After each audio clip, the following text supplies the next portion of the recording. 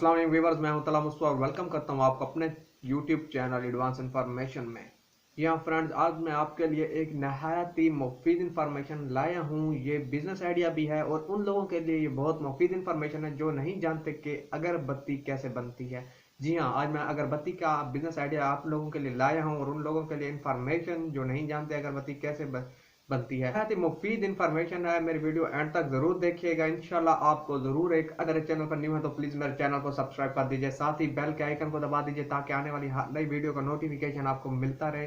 साथ ही मेरी वीडियो को लाइक और शेयर करना ना भूलिएगा। तो शुरू करते हैं आज की वीडियो। जी फ्रेंड्स, यकीनन आप में से तकरीबन ज़्यादातर लोगों ने अगरबत्ती तो ज़रूर देखी होगी, लेकिन आप लोग ये नहीं जानते कि ये अगरबत्ती किस तरह बनती है। मार्केट में मुख्तलिफ कंपनियों के नाम से, मुख्तलिफ ब्रांड के नाम से ये अगरबत्ती मौजूद है। हर इलाके के अपने अपने नाम हैं पड़े। पाकिस्तान में बेइंतहा कंपनियों की ये अगरबत्तियाँ मौजूद हैं। किसी की खुशबू कुछ ज़्यादा होती है, किसी कम होती है, कोई बिल्कुल ही ख़त्म होते हैं, कोई वैल्यू नहीं होती, जो बिल्कुल बेकार हैं और अपनी बनावट के हिसाब से बिल्कुल ज़ीरो नंबर पर हैं पड़ी। लेकिन आपको मैं आज जो तरीका बताने जा रहा हूँ, नहायत ही अच्छा अगरबत्ती बनाने का तरीका है। ये तरीका एक ऐसा तरीका है जो बरसों से बादशाह वगैरह अपने दरबारों में लगाया करते थे ताकि एक अच्छी खुशबू पूरे दरबार में फैल जाए। यह एक ऐसा बिजनेस आइडिया है जो आपको तरक्की की बुलंदी तक पहुंचा सकता है। तो अब मैं आपको बताता हूँ ये किस तरह आप बना सकते हैं, किस तरह मार्केट में इसको सेल कर सकते हैं। तो सबसे पहले अगर आप इसको बनाना चाहते हैं किसी एक अपने ब्रांड की तरह, तो आपको एक कंपनी रजिस्टर करवाना होगी, रजिस्टर नंबर हासिल करना पड़ेगा जो हुकूमत की तरफ से दिया होता है। लेकिन अगर आप इसको खुली बेचना चाहते हैं तो आप इसको खुली बेच सकते हैं, लेकिन कोशिश कीजिएगा एक ब्रांड रजिस्टर करवाएं जो कानूनी तरीका है पड़ा। आपको मैं बताता हूँ ये बनती किस तरह है। तो सबसे पहले आपने देखी होगी अगरबत्ती किस तरह की होती है। एक लकड़ी सी होती है जिसको हम तीली वगैरह कहते हैं, तीली वगैरह होती है। तो उसके ऊपर कुछ लगा होता है जिसको मिसाला कहते हैं। जो तीली होती है ये बांस की लकड़ी होती है, उसके ऊपर जो मिसाला लगता है इसका भी मैं मुकम्मल तरीका बताऊंगा कि ये क्या क्या इसमें डलता है और किस तरह ये तीली के ऊपर लगता है। तो ये तीली का मैं बताऊं, ये बांस होता है, ये खुश्क बांस होता है जो कि अगरबत्ती बनाने में इस्तेमाल किया जाता है। अगर आप ज़रा सा भी कोई गीला बांस या हल्की नमी वाला बांस लेंगे तो जो ऊपर आप लोग इस पे मिसाला लगाएंगे उसको ये ख़राब कर सकता है, उसकी अहमियत, उसकी एहसासियत ये कम कर सकता है। कोशिश कीजिए बिल्कुल खुश्क होना चाहिए ताकि नमी सरायत ना करे उस मिसाले में जो आपने इसके ऊपर लगाना है।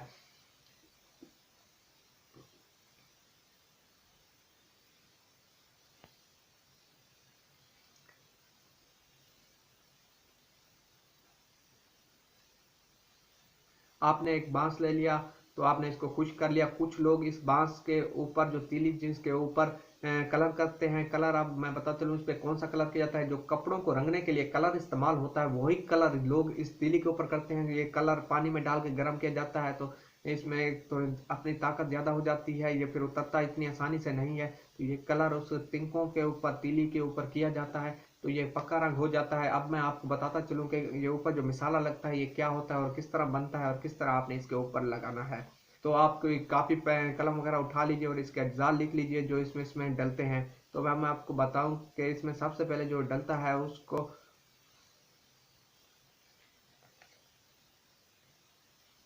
इसमें एक नादे मोता डलता है जो 10 ग्राम डलता है। अर्के गुलाब, जिसके गुलाब का अर्क कहते हैं, 4 ग्राम ये इसमें डलेगा। संदल सफेद बुरादा इसमें 25 ग्राम डलेगा। देवदार का बुरादा है 10 ग्राम वो भी डलेगा। एक और अगर होती है, सिर्फ अगर जिसको कहते हैं, ये आपको मार्केट में मिल जाएगी। ये 12 ग्राम आपने डालनी है। इसके बाद कपूर कचरी होती है, इसको 5 ग्राम आपने डालना है। तेज पात है पड़ा, इसको 10 ग्राम आपने इसमें डालना है। इसके बाद पाहाव बीन है पड़ी, वो 2 ग्राम आपने डालनी है। तो ये इसके अज्जा हैं, इन सबको आपस में आपने अलग अलग पीसना है। इसको आपने इकट्ठे नहीं पीसना क्योंकि हर एक चीज़ की अपनी अपनी खुशबू और एहसासियात इनफरादियत होती है। कोशिश कीजिए आपने इसको अलग अलग पीसना है। अलग अलग पीसने के बाद आपने इन सब को फिर मिक्स करना है। इन सब को जब आप मिक्स करेंगे तो जो अर्के गुलाब होगा, जो इसमें मैंने आपको बताया है, ये अर्के गुलाब आपने इसके ऊपर हल्का हल्का छिड़कना है। अच्छा सा छिड़क कर उसको अच्छी तरह से छिड़कने के बाद फिर मिक्स करना है और फिर अर्के गुलाब से ही इस जो अज्जा है इनको गूंदना है। आपने जब गूंद जाएगा तो अपने हिसाब के मुताबिक हाथों से या किसी भी चीज़ से आपने इन तिनकों के ऊपर, जो बांस के तीले तिनके जो मैंने बताए हैं, इसके ऊपर लगाना है। तो इसको मुकम्मल खुश्क होने के लिए आपने रख देना है। जब ये मुकम्मल खुश्क हो जाएगा तो क्या ही बात है, इसकी कितना अच्छी इसकी खुशबू आएगी, तो आपके मार्केट में एक अच्छा नाम बनाएगा, बहुत ही अच्छी खुशबू आएगी। और इंशाल्लाह ये ब्रांड अगर आप मार्केट में लॉन्च करते हैं तो आप एक अच्छा नाम बनाने में ज़रूर कामयाब होंगे। पहले जिस तरह मैंने आपको बताया है, ये जो तरीका वही तरीका है जो सदियों से बादशाह अपने दरबारों के में अगरबत्तियां बनाने के लिए जो इस्तेमाल किया जाता था, ये वही तरीका है पड़ा। अब मैं बताऊँ आपने इसको सेल किस तरह करना है। पहले तो मैंने जिस तरह बताया कि आपने एक कंपनी रजिस्टर करवा लेनी है। कंपनी रजिस्टर करवाने के बाद आपने पैकेट डब्बे वगैरह बना लेने हैं, पैकिंग करनी है। पैकिंग करने के बाद आपका असल मरला है मार्केट में किस तरह लाना है। आपकी अगर किसी चीज़ की शॉप है तो आप वहाँ पर ये दे सकते हैं। आप इसके अलावा आप अपने मोहल्ले में, गली में, बाजारों में मार्केटिंग करके आपने इसको सेल करना है। जितनी ज़्यादा इस काम में मार्केटिंग होगी उतनी ज़्यादा आपकी सेल होगी। आपने एक मखसूस इसका रेट रखना है। कोशिश कीजिए अपने शहर में, मोहल्ले में तकरीबन एक ही रेट पे ये सप्लाई कीजिए। होलसेल पर आपने जाकर दुकानदारों से बात करनी है, राजी करना है। पहले सैंपल के तौर पर उन्हें कुछ ना कुछ एक आध फ्री दे दीजिएगा या एक दो उनको चेक करके दिखा दीजिएगा। इससे एतमाद बढ़ता है दुकानदारों पर आपका। तो ये था आज का बिजनेस आइडिया, यकीनन आपको पसंद आया होगा। आप मुझे दुआओं में रखिएगा याद। तो मिलते हैं एक नई वीडियो के साथ। अस्सलाम वालेकुम।